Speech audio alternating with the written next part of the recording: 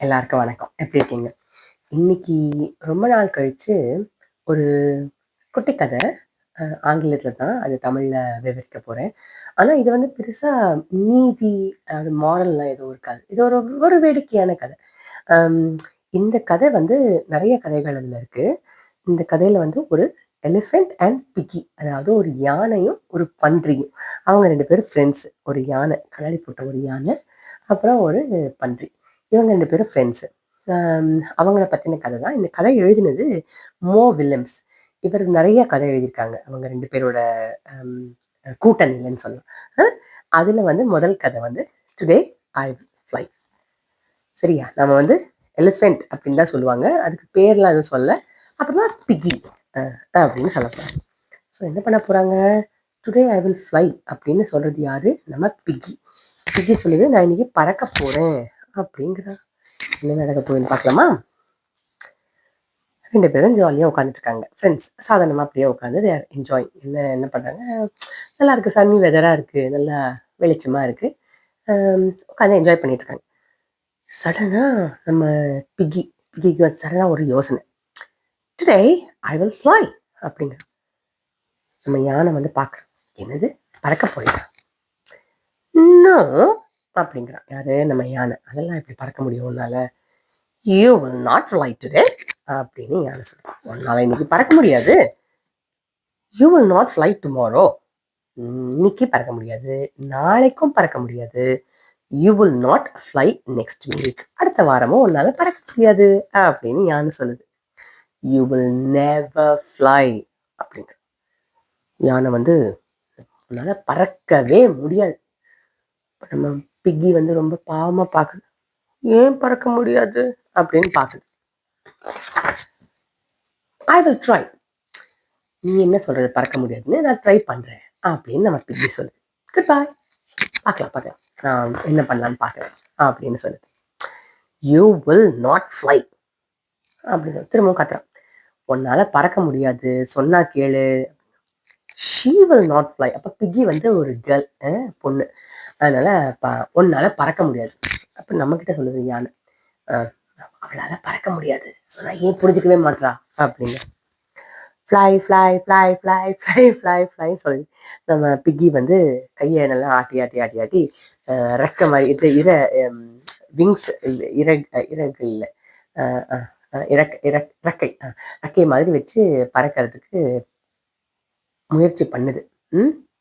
ஆனால் எப்படி பறக்க முடியாதுல்ல. ஆனால் நம்ம யானைக்கு வந்து பாவமே பறக்கணும்னு ஆசைப்படுறான், ஆனால் அவளால் முடியாது. Fly fly fly fly you need help.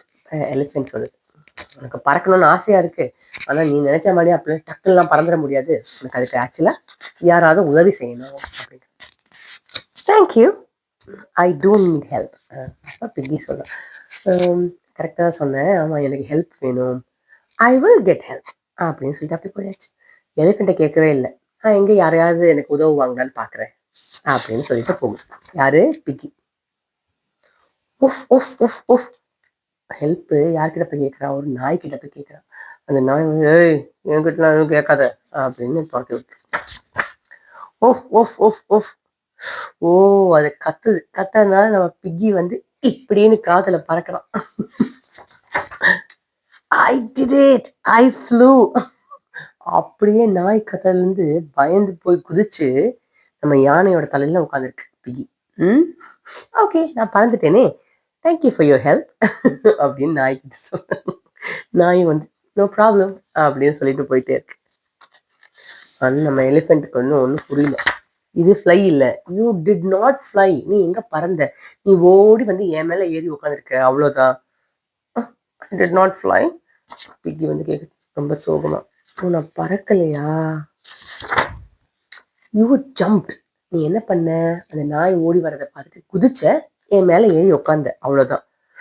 ஐ ஜம்ப்டா, அவ்வளோதானா? ஐயோ அப்படின்னு போயிட்டே இருக்கு. But it was a big jump. எல்லாத்தையுமே ரொம்ப பாசிட்டிவாக பார்க்குறாங்க. எல்லாத்தையும் ஒரு ஒரு மகிழ்ச்சியோடையே பார்க்குறான். எதுவுமே வந்து ஒரு ஏமாற்றமே இல்லாமல் ஃப்ளை பண்ணலை, ஜம்ப் பண்ணேன். ஆனால் அது பெரிய ஜம்ப் இல்லை, நான் உன் தலையிலேயே போய் உட்காந்தேன்ல அப்படின்னு ரொம்ப ஹாப்பியாக இருக்குது நம்ம Piggy. Yes, it was a big jump, but you did not fly. குதிச்சது பெருசு தான், ஆனால் நீ பறக்கலை, சரிதானே? I will try again. பார்த்தியா, கிவ் அப் பண்ணவே மாட்டேன் எப்பயுமே. அந்த விடாமுயற்சி சொல்லுவாங்கல்ல, விடாமல் ட்ரை பண்ணுறதுக்கு நம்ம பிகி திரும்பவும் போகும். Okay, I will eat lunch. Good bye. சரி, நீ போய் ட்ரை பண்ணு, நான் போய் சாப்பிட போகிறேன் அப்படின்னு நம்ம எலிஃபென்ட் போயாச்சு. ஓகே, பார்க்கலாம். Fly fly fly fly. திரும்பவும் புஃப்னு விழுந்துட்டோம் கீழே. கையை இப்படி ஆட்டுறதுனால எப்படி பறக்க முடியும்? பேர்ட்ஸ்லாம், பறவைகள்லாம் எப்படி பறக்குது? அவங்களுக்கு நல்ல விங்ஸ் இருக்கு, விங்ஸை வச்சு பறக்குது.